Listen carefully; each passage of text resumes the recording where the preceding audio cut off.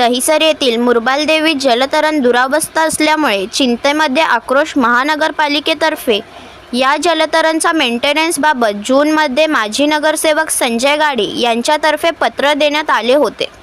मुरबालदेवी जलतरणमध्ये tiles, भिंत व slab असे अनेक प्रकार तुटलेले दिसून आढळल्यानंतर एखादी व्यक्ती त्याचा अपघात होऊ शकतो असा निर्णय निदर्शनात आणून दिल्यानंतरही अधिकारी टाळाटाळ करत आहेत।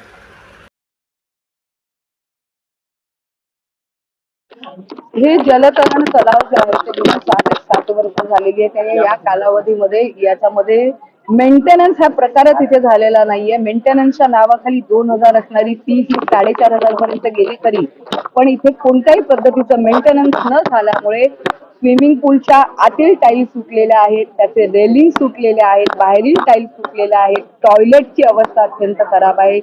जो वॉश केला जातात ते स्विमिंग करणारे लोक, तिथला एरिया हा अस्वच्छ आहे।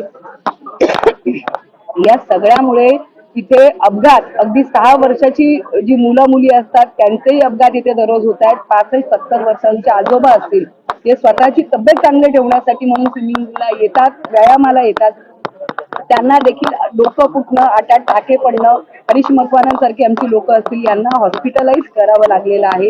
इतकी दयनीय अवस्था इथे असताना इथे धम्म त्याच्यावर काम केलं जातं, काही कुठली कार्यवाही नाही। गेल्या 8 महिन्यापूर्वी आम्हाला आश्वस्त केलं गेलं होतं टेंडर निघेल, पण काहीच झालेलं नाही आणि म्हणून हे आंदोलनाच्या माध्यमातून लोकांचा प्रक्षोभ आम्ही या ठिकाणी व्यक्त केला। मी आता ऐकलं असेलच की आता निदर्शनाच्या वेळी जो पहिला ज्यांनी भाषण केलं तो इकडचा जलतरण पटू आहे चांगल्यापैकी, असे 50 जण सिनियर माणसं रोज इकडे येत आहेत आणि त्यांनी ज्या असुविधा आहेत म्हणजे बारक्या